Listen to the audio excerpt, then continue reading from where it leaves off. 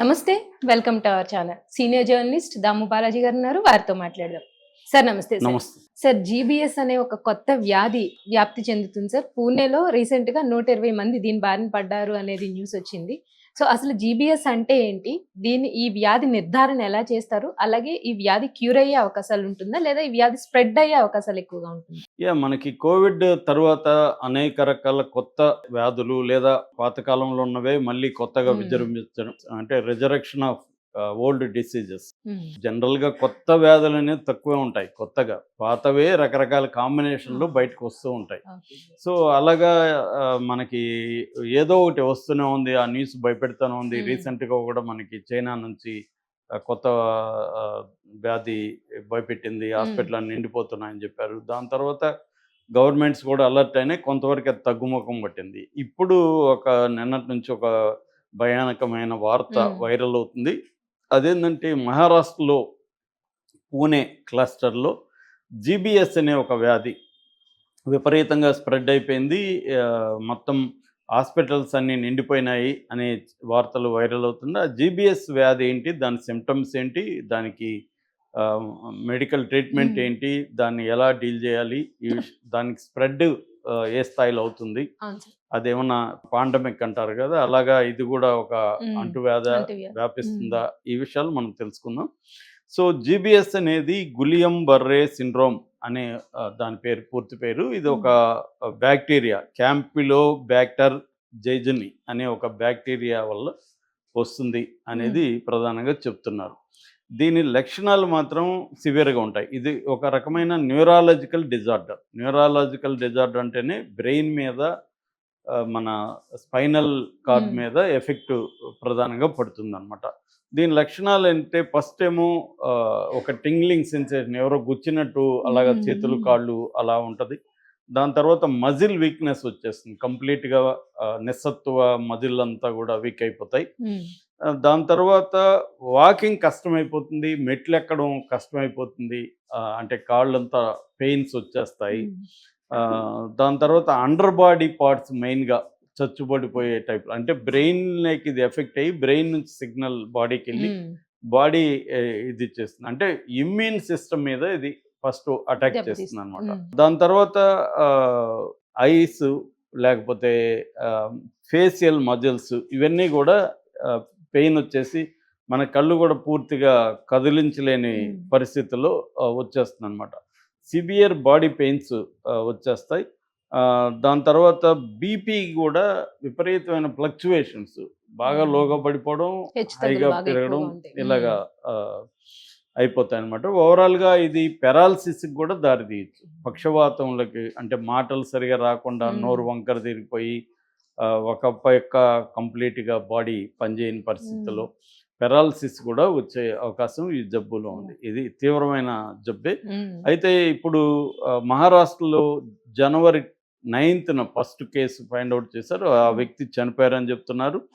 ఇప్పటికీ 101 మందికి ఇది వచ్చింది. 128 మందిలో కొంతమందికి బాగానే ఉంది. 101 మంది, దీంట్లో 28 మందికి సివియర్ ఇన్ఫెక్షన్ ఉంది. అందులో 16 మంది అయితే వెంటిలేటర్లో ఉన్నారు ఇప్పటికి కూడా పూణేలో. 19 మంది మాత్రం కొద్దిగా పిల్లలు, 19 మంది, ఇందులో 9 ఏళ్ల కంటే చిన్న పిల్లలు ఉన్నారు. అట్లాగే 50 నుంచి 80 ఏళ్ల వయసు వాళ్ళు 23 మంది ఉన్నట్టుగా లెక్కలు చెప్తున్నాయి. యాక్చువల్గా ఇది ప్రపంచంలోనే 3వ వంతు మరణాలు ఈ జీబీఎస్ వ్యాధితో. ఎందుకంటే జీబీఎస్లో మళ్ళీ వేరియంట్స్ కూడా ఉన్నాయి. ఇది వైరల్ వల్ల కూడా సిఎంవి వైరస్, జుకా వైరస్ వల్ల కూడా జీబీఎస్ అనేది వస్తుంది. మనకైతే ఇప్పుడు బయటపడిందేమో బ్యాక్టీరియల్ వల్ల. అయితే దీనికి కారణాలు ఏందనేది 100% ఎవరు చెప్పట్లేదు. కానీ ప్రధానంగా ఏంటంటే వ్యాక్సినేషన్ వల్ల కూడా ఇది వచ్చే అవకాశం ఉందనేది డాక్టర్లు చెబుతున్నారు. మనకి వ్యాక్సినేషన్ కోవిడ్కి కానీ ఇతర వ్యాక్సినేషన్ వల్ల కానీ సైడ్ ఎఫెక్ట్గా ఇది వచ్చే అవకాశం ఉంది అనేది చెప్తున్నారు. దీనికి సంబంధించి కొన్ని రకాల టెస్టులు చేసి వీళ్ళు ఉందా లేదని చెప్తున్నారు. అందులో ఒకటి ఈఎంజీ అంటున్నారు. ఇంకొన్ని రకాల టెస్టులు చేసి ఈ వ్యాధి ఉందా లేదా అనేది నిర్ధారిస్తున్నారు. ఇది ప్రధానంగా పూణేలో అయితే నీటి ద్వారా వచ్చిందనేది వాళ్ళు అంటున్నారు. ఒక బావిలో ప్రధానంగా ఈ వైరస్ అవి ఎక్కువగా ఉంది అనేది వాళ్ళు ల్యాబ్ టెస్ట్లో తేలింది.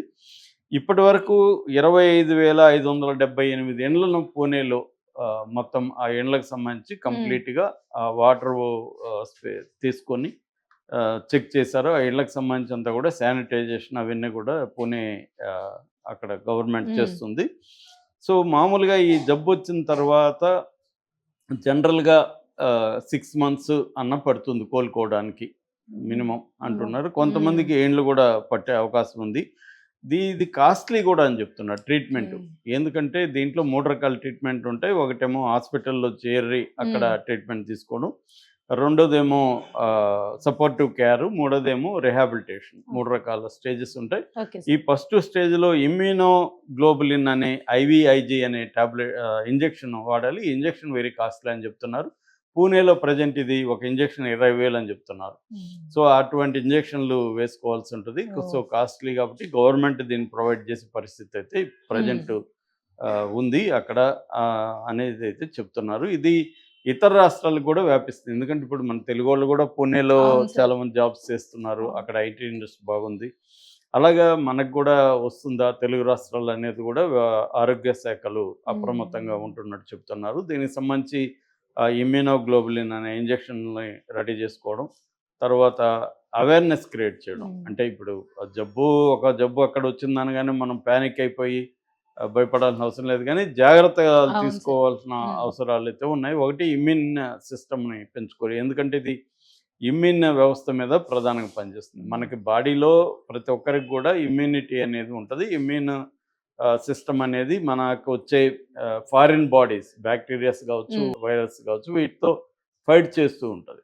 అందువల్ల మనకి అనేకం వచ్చినా కూడా చిన్న చిన్న ఎఫెక్ట్లు, జలుబు, దగ్గు ఇట్లా వచ్చి మళ్ళీ మనకి ఇది మన ఫైటింగ్లో మన ఇమ్యూన్ సిస్టమ్ సక్సెస్ అవుతుంది, వెళ్ళిపోతుంది. కానీ ఇది డైరెక్ట్గా ఈ ఫస్ట్ ఇమ్యూన్ సిస్టమ్ అంటే ఎవరు గార్డులు ఉంటారో వాళ్ళ మీద అటాక్ చేస్తుంది. ముందుగా గార్డులు అటాక్ చేసినాక బాడీని అటాక్ చేయడం ఈజీ అయిపోతుంది. అందువల్ల ఇమ్యూన్ సిస్టమ్ని ఇది అటాక్ చేస్తుంది. కాబట్టి GBS అనేది వెరీ డేంజర్.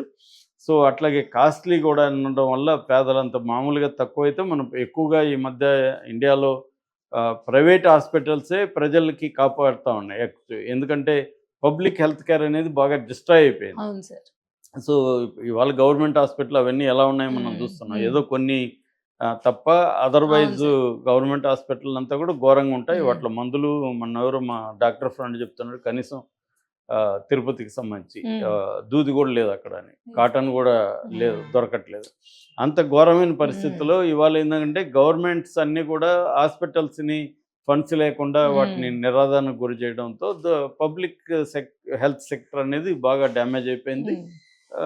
ఇది ప్రైవేట్ హెల్త్ సెక్టర్, అది దాంట్లో ఎన్ని లోపాలు ఉన్నా అదే ఇప్పుడు ప్రజల ప్రాణాలని కాపాడుతుంది. దాంట్లో డబ్బులు ఎక్కువ వసూలు చేయొచ్చు, అనవసరమైన సర్జరీలో ఇంకోటి చేయొచ్చు, భయపెట్టచ్చు, మనం రకరకాలుగా ఉన్నాయి కథనాలు. కానీ still at large private health సెక్టరే ప్రజల్ని ఆదుకునే పరిస్థితి ఉంది.